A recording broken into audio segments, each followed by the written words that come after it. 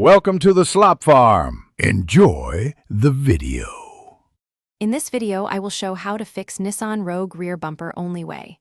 Start by safely lifting the vehicle, removing clips and bolts, and inspecting all mounting points.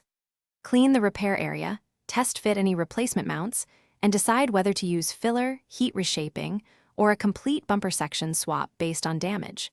Take your time aligning panels for even gaps and secure everything to factory torque where possible for reliable results.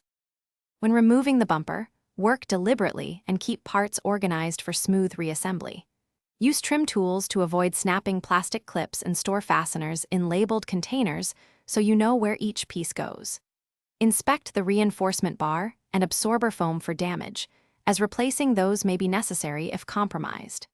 Take photos during disassembly to help realign panels later and ensure consistent fit, and finish when you reinstall. For cracks, plastic welding gives the strongest bond while epoxy filler works for minor gaps and cosmetic fixes.